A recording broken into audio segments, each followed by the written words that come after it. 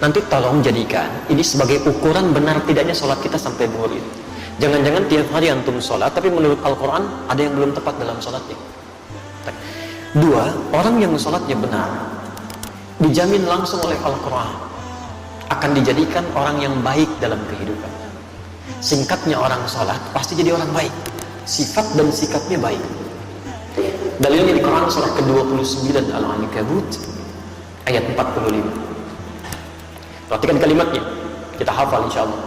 Innas salata tanha 'anil fahsya'i wal munkar. Sekarang perhatikan cara menerjemahkan dengan baik. Innas salat, sungguh salat yang dikerjakan dengan benar itu. Teman-teman perhatikan ya, di sini ada alif lamnya. Beda antara kalimat menggunakan alif lam ma'rifah dengan yang tidak menggunakan alif lam nakirah. Kalau tidak pakai alif lam itu umum bentuknya, bebas, tidak ada aturan spesifik. Jadi kalau kalimat Qur'annya inna sholah, maka anda bebas menunaikannya. Mau buru-buru silahkan, mau tidak khusyuk itu pilihan. Tapi kalau kalimatnya menggunakan alif lam inna sholah, maka itu ma'rifah khusus, ada aturannya, ada ketentuannya, nggak bisa sembarangan, nggak bisa. Seperti artikel the dalam bahasa Arab, dalam bahasa Inggris, car, banyak itu mobil. The car yang itu, bukan yang lain. Dan semua kalimat salat dalam Al-Quran yang bermakna ibadah, itu semuanya menggunakan alif lam. Silahkan cek. Kalimat salat pertama Al-Baqarah ayat 3, posisi paling kiri pertengahan. Alladzina yu'minuna bil ghaib wa yuqimunas shalah. Al-Baqarah 43, wa aqimus shalah. 45, wasta'inu bis sabri was shalah. Selalu ada alif lamnya. Artinya cuman kalimat alif lam ini saja maknanya dalam sekali. Tunaikan salat sesuai aturan. Ada ketentuannya. Sahabat Nabi hidup di zaman Nabi, salat di samping Nabi, di masjid Nabi. Kemudian ketika salat keluar dari aturan, belum maksimal belajarnya, kata Nabi ulangi salatnya. Di sahabat saja diminta diulang, apalagi yang bukan sahabat, jauh dari Nabi, bukan tetangga Nabi, hidup bukan di zaman Nabi, salatnya bukan di masjid Nabi. Merasa aman dengan salatnya itu mustahil. Nah sekarang kalau anda benar menunaikan salatnya, lihat kalimatnya, maka salat yang dikerjakan itu tanha 'anil fahsya'i wal munkar. Dia akan mencegah pelakunya dari dua sumber keburukan. Mohon maaf kalau ada orang buruk, itu sebabnya cuma dua. Orang yang sifat dan sikapnya buruk cuma dua sumbernya, tidak ada yang ketiga. Satu, fahsya, keburukan yang bersumber dari syahwat, ya, kata-kata jorok, kotor, pornografi, porno aksi, itu fahsya. Jadi mustahil kalau ada orang sholat, maaf, lisannya masih bisa berkata-kata kotor, itu mustahil. Kalau ada orang nggak sholat, kata-katanya kotor, dia nggak sholat. Yang aneh itu orang sholat, kata-katanya masih kotor. Itu yang keliru, pasti ada yang salah dalam sholatnya. Orang sholat, pandangannya masih tidak teratur, semua dilihat, pasti ada yang salah itu. Mungkar, keburukan yang diingkari oleh hati, sumbernya nafsu perut dan akal. Mencuri itu mungkar, korupsi itu mungkar, berselisih itu mungkar, merampok mungkar, membunuh itu mungkar. Tingkat kemungkaran paling tinggi, yang balasannya neraka jahanam itu. Apalagi membunuh orang-orang beriman itu ya, itu jelas kalimatnya langsung. Ya, Quran surah ke-4 An-Nisa ayat 93, posisi paling kanan di pertengahan. Hati-hati. Ya. Hati-hati, wa may yaqtul mu'minan muta'ammida.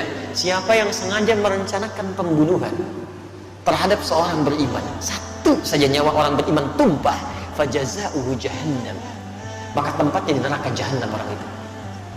Wa ghadiballahu alaihi, Allah murka pada orang itu. Wa la'anahu, dan dilaknat oleh Allah. Wa 'adda lahu 'adzaban 'azima, dan disediakan siksa yang berlipat.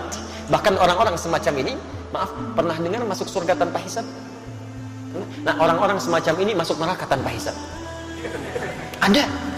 Ada di Quran surah 18 ayat 100 sampai 101, posisi paling kiri di pertengahan di atas. Hati-hati. Wa aradna jahannama yaumal qiyamah, wa aradna jahannama yauma idzin lil kafirina arba. Pada hari kiamat nanti kami akan tampilkan neraka jahanam sejelas-jelasnya pada orang ingkar, sejelas-jelasnya. Kalau dalam bahasa kita itu kan ada orang sibuk nanti memikirkan kitabnya, ada yang terima tangan kanan, ada yang di belakang punggungnya. Tiba-tiba ada orang-orang yang Allahu Akbar, kita di mana ya? Kita di mana nanti kitabnya? Allah sampaikan, wa aradna jahannama yauma idzin lil kafirina arba. Kamu gak usah banyak mikir ya, tempat kamu di sini neraka jahanam, nanti langsung masuk aja ke situ. masuk. Ya. Dan bukan cuma kafirin saja, karena ayat 101-nya menunjukkan orang-orang yang diberikan penglihatan gak mau lihat dia, diberikan pendengaran gak mau mendengar yang baik-baik.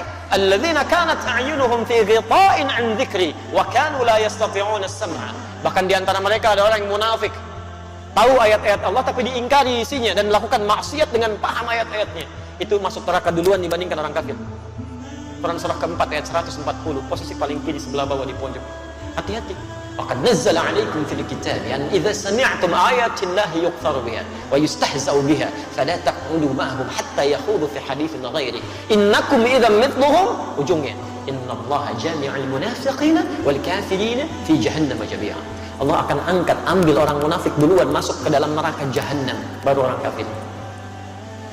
Maka saya terus terang sampai tadi pagi saya sampaikan, sulit bagi saya untuk menerima. Jangankan pakai akal, ke telinga aja nggak masuk. Ada orang mengatakan ingin memerangi teroris di Aleppo sana, tapi yang ditembak anak-anak kecil, yang dibom bayi-bayi, gitu kan? Ada perempuan-perempuan yang direnggut kehormatannya, ada orang tua yang dilecehkan kehidupannya, taruhannya dengan nyawanya, gitu. Antum masih enak sekarang, sholatnya nyaman di masjid. Orang-orang sana jangankan masjidnya, mau keluar saja nyawa taruhannya. Tapi yang ditembak itu anak-anak kecil, yang bahkan Nabi pun melarangnya. Bagaimana Anda bisa mengatakan memerangi sesuatu karena jihad, tapi yang dihancurkan itu adalah sesuatu yang dilarang Nabi? Ada yang salah di situ. Kalau orang paham sampai dengan ayat ini saja, mustahil dia bisa melukai saudaranya. Demi Allah saya katakan mustahil, mustahil. Termasuk di kita. Ya. Jadi nggak bisa. Ini masjidnya Al Jihad. Ya. Wah, ini sekarang ada banyak dikumandangkan jihad, tapi dengan cara yang tidak benar, gitu ya. Allahu a'lam. Kalau benar mempraktekkan, kita luruskan ya cara yang dilakukan. Tapi kalau ada isu-isu yang ditampilkan, kita pun benarkan caranya. Jihad itu bukan tembak orang, bukan lukai orang. Jihad itu membela izzah Islam saat memang keadaannya terancam untuk dibela dan ditegakkan. Itu jihad namanya. Ya.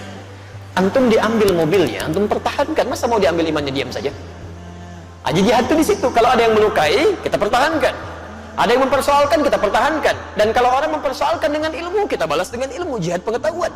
Kalau melukai fisik, kita pertahankan dengan fisik. Saya pernah bilang ditanya itu, Ustaz, apakah bom di jalan Tamrin termasuk jihad fisabilillah? Saya bilang, Pak, setahu saya jihad fisabilillah itu jihad di jalan Allah, bukan di jalan Tamrin. Ada kaidah di situ, nggak bisa. Sekarang kan cukup ramai gitu ya, muncul ini, muncul itu. Kemarin ada bom Panji, ya luar biasa. Pelakunya ibu-ibu, konon kabarnya demikian. Tapi memang luar biasa itu tuh. Amerika punya bom 7,2 ton, radiusnya 150 meter. Rusia punya bom 8,2 ton, daya jangkaunya 300 meter. Bom panci 3 kilo, 300 meter gitu. Ini siapa orang ini? Ya, orang mana sebetulnya gitu kan? Kalau salah, itu pemahamannya harus diluruskan, gitu kan? Kalau isu-isu berkembang, ya kita doakan supaya lebih baik lagi ya. Baik, hati-hati itu penguasa panci ibu-ibu sekarang ya. Untuk punya masalah di rumah itu baru panci, belum kulkas tuh, mesin cuci yang lain. Kembalikan. Jadi orang kalau benar sholatnya itu pasti ada orang baik. Baik. Ya, tidak repot kehidupan tuh, tenang gitu. Jadi kalau sampai hari ini kita sholat tapi lisan kita masih kotor, pandangan salah, perbuatan buruk, ada yang salah dalam sholat. Saya nggak tahu kalau di jihad ya. Beberapa tempat mau ke masjid saja mau sholat masih takut kehilangan sandalnya. Padahal mau sholat gitu kan. Pasti ada yang keliru. 3, ukur diri kita dan dia. Yang ketiga, orang yang benar sholatnya kata Al-Quran. Sholat yang dikerjakan pasti berdampak pada ketenangan jiwanya. Tenang.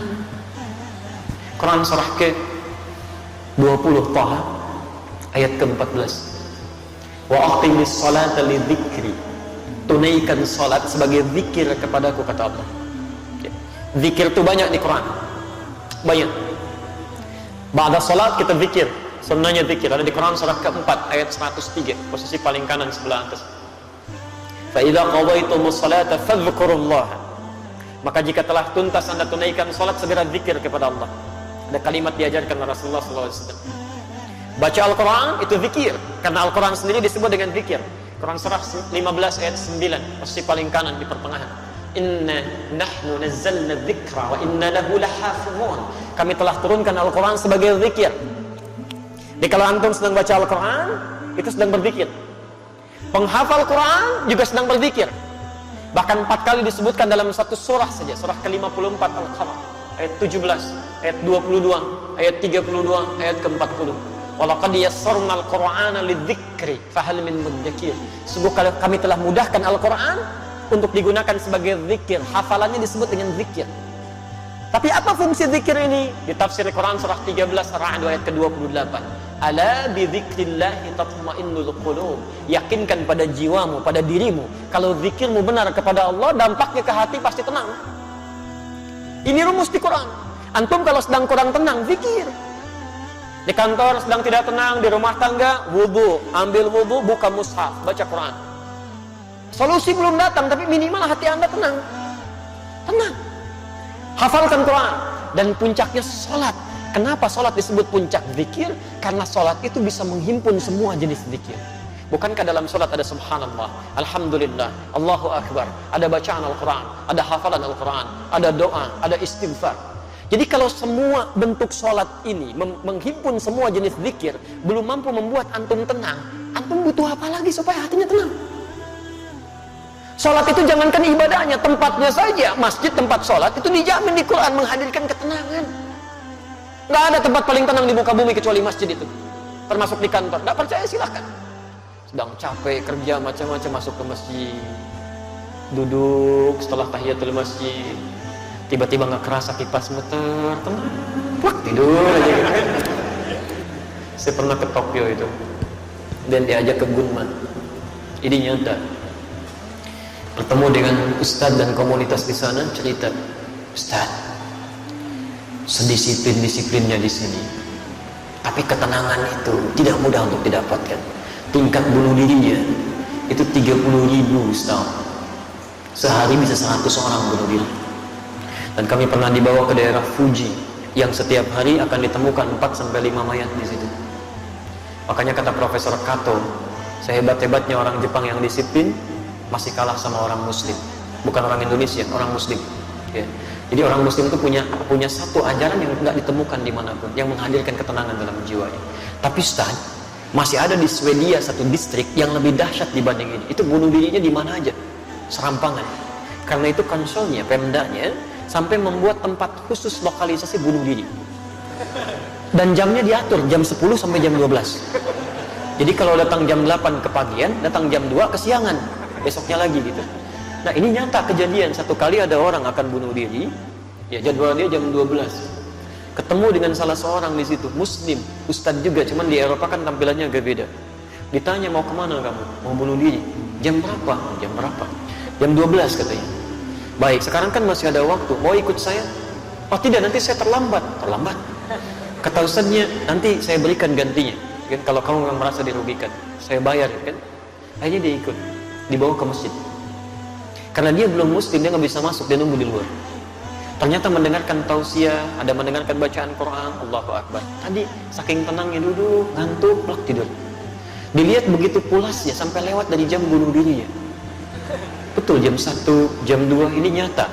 Ketika sudah semakin pulas, ini tidak tega membangunkan karena kelihatan enak sekali. Begitu bangun, langsung kemudian disampaikan, saya mohon maaf tidak bangunkan. Kamu merasa nikmat sekali. Kamu sudah lewat jam bunuh dirinya. Saya ingin tanya apa yang harus saya ganti. Ternyata jawabannya cukup mengejutkan. Ini tempat apa? Masjid. Apa keutamanya? Dijelaskan. Saya tidak ingin jadi bunuh diri. Tidak jadi bunuh diri. Saya itu ingin bunuh diri karena 3 hari berturut-turut tidak bisa tidur sampai hari ini. Entah kenapa tiba di sini, tiba-tiba bisa tidur. Jadi orang nggak sholat aja dekat masjid jadi tenang, apalagi yang sholat. Kalau antum sudah masuk masjid, sudah sholat gak bisa tenang juga, antum perlu apa lagi? Orang itu akhirnya masuk Islam. Peristiwa itu jadi viral kemudian di media sosial, menyebar dengan kuat sampai-sampai dipanggil oleh Pemdanya, kalau kita bupatinya. Akhirnya apa yang terjadi? Di tempat lokalisasi bunuh diri tadi, di sampingnya dibuatkan tempat untuk ustadz tadi, dan ada tulisan, bagi yang ingin bunuh diri konsultasi dulu ke sini. Itu nyata gitu. Jadi kita punya teorinya, kenapa nggak kita maksimalkan? Kalau tiap hari Anda belum tenang, nggak nyaman hati, yang paling aneh itu pada urusan orang lain, Anda yang jadi nggak tenang. Yang punya masalah orang lain, kenapa Anda yang ribut dalam statusnya? Berselisih satu dengan yang lainnya. Kadang-kadang urusan yang sudah jelas masih Anda pikirin juga, itu keterlaluan. Dalam agama itu kita punya konsep, sesuatu yang sudah jelas diatur oleh Allah, nggak usah banyak dipikirin. Memang sudah begitu dipikirin pun nggak akan berubah. Mendung itu bukan urusan kita. Itu Allah yang mengatur. Mendung itu tanda hujan. Kalau sudah mendung ya siap-siap aja. Payung dikeluarkan. Itu yang dituntut ikhtiarnya, bukan dipikirkan. Duh, mendung. Kalau mendung hujan turun. Banjir. Paling macet. Ustaznya paling nggak datang, nggak jadi acaranya. Ustaznya udah nunggu duluan. Jadi nggak pas situasinya. 4. Orang yang sholat yang benar. Ini yang paling dahsyat. Dijamin langsung oleh Al-Quran. Akan dimudahkan segala urusan hidupnya. Bahkan rizkinya pun didatangkan dari sisi yang tidak dia duga. Allahu Akbar. Quran surah ke-65 At-Talaq, di akhir ayat kedua, di awal ayat ketiga, di tafsir di Quran surah kedua Al-Baqarah, di ayat yang sama 2 dan 3. Perhatikan kalimatnya. Saya beri rumus ya. Boleh saya tuliskan? Alhamdulillah. Ini bisa di bawah atau ada mic yang lain? Baik, perhatikan rumus Quran surah ke-65 di awal ayat, di akhir ayat kedua, di awal ayat ketiga. Maaf, kelihatan? Oh, belum, saya belum nulis. Itu bagaimana ya? Itu makan apa barusan? Quran surah ke-65. Baik, bismillah. Perhatikan kalimatnya. Wa may yattaqillaha, siapa yang bisa meningkatkan takwanya kepada Allah, yaj'al lahu makhraja, kami berikan jalan keluar, solusi dari setiap persoalan yang dialami. Fokus ya. Kalau Anda punya masalah dalam kehidupan, di rumah tangga, di kantor, dimanapun, firman Allah sederhana, yattaqillaha yaj'al lahu makhraja. Jawabannya kata Allah, cukup tingkatkan takwa, kami selesaikan masalahnya. Jadi kalau Anda sedang punya masalah, biayanya nggak mahal, tenaganya nggak banyak, takwa tingkatkan, masalah diringankan oleh Allah. Jadi kalau Anda sekarang punya masalah nggak tuntas-tuntas, di kantor jadi juara, di rumah nggak pernah tuntas, padahal masalah yang sama oleh orang lain cukup dengan senyuman, Anda nggak selesai, mungkin cek, ini yang kurang. Bahkan rizkinya pun, wa yarzuqhu min haitsu la yahtasib, kami datangkan rizkinya dari sisi yang tidak dia duga. Jangankan yang Anda ikhtiarkan, yang Anda tidak cari pun tiba-tiba bisa mendatangi Anda. Nah sekarang kalimat takwa disebutkan perubahannya 115 kali dalam Al-Quran. Kalimat takwa pertama ada di Al-Baqarah, Quran surah kedua, ayat 2 sampai 3. Dzalikal kitabu la raiba fi hudan lil muttaqin. Siapa orang takwa ini? Ayat 3-nya. Alladzina yu'minuna bil ghaib wa yuqimunas shalah, menyempurnakan salat. Kalau Anda bertanya, ya Allah, bagaimana cara saya meningkatkan takwa ini? Kalimat takwa pertama, salat. Jadi kalau salat kita meningkat dengan baik, masalah kita tuntas, selesai. Ya, salat. Jadi kalau sampai hari ini masalah tidak pernah tuntas, tapi kita salat, yang jadi masalah di kalimat yuqimun. Barangkali belum sempurna cara salatnya, belum sempurna. 5 saya agak segerakan. Quran surah ke-23 Al-Mu'minun ayat 1 sampai 2. Orang yang salatnya benar sesuai petunjuk Al-Quran, tuntunan Rasulullah SAW, dijamin langsung oleh Allah Subhanahu wa Ta'ala akan diberikan kesuksesan dan kebahagiaan dalam seluruh aktivitas. Sukses dan bahagia. Jadi ada orang yang sukses saja tapi belum tentu bahagia. Ada yang bahagia cuma belum tentu keseluruhannya. Itu disebut dengan fauz namanya. 29 kali disebutkan dari fasnya dalam Al-Quran. Turunannya ada fauzi, fauzan, faizah, fauziyah. Jadi kalau ada yang namanya fauzi, faiz, faizah, fauzan, fauziyah, itu orang yang diharapkan sukses dalam kehidupannya, sekalipun belum tentu bahagia pada umumnya. Tapi kalau bahagia saja sekalipun belum tentu sukses, itu farihah. Farihah dalam bahasa Arab. Orang yang disebut dengan farhan, perempuannya farah. Jadi kalau ada yang namanya farhan atau farah, itu orang diharapkan bahagia dalam kehidupannya. Miskin pun nggak apa-apa, yang penting bahagia. Umumnya. Sekarang saya tanya Anda, pilih mana? Kaya tapi gelisah, atau miskin tapi tenang? tapi nggak ada pilihan ketiga dan tidak usah maksa. Sukses tapi nggak bahagia, atau bahagia tapi nggak sukses. Kaya tapi gelisah, atau miskin tapi tenang. Ini mana? Karena Anda kesulitan memilih dan pasti memilih yang ketiga, maka Allah tidak memberikan pilihan pada kita kecuali yang ketiga. Kaya, sukses, bahagia. Masya Allah, itu falah namanya dalam bahasa Arab. Falah. Ini yang keberapa tadi? Kelima. Saking pentingnya yang kelima ini, 5 kali minimal diperdengarkan di telinga kita. 5 kali sebelum kita sholat oleh muadzin. Setelah hayya 'alas shalah, apa? Hayya 'alal falah. Ayo sholat. Ya Allah, untuk apa sholat? Hayya 'alal falah. Kamu belum sukses? Datang ke sini. Saya pemilik kesuksesan. Saya pemilik rezeki. Saya berikan, kata Allah. Sujud kamu. Kamu belum bahagia? Saya berikan solusinya. Hayya 'alal falah. Kalau Anda sedang menggenggam itu semua, genggam tidak ingin dilepaskan, maka kalimatnya berubah dari falah menjadi aflah. Aflah, kesuksesan, kebahagiaan yang digenggam, yang tidak ingin diputuskan, dilepaskan. Quran surah ke-23 ayat 1 dan 2. Qad aflahal mu'minun. Orang-orang yang imannya benar pasti menggenggam kesuksesan dan kebahagiaan. Siapa orang-orang ini? Ayat 2-nya.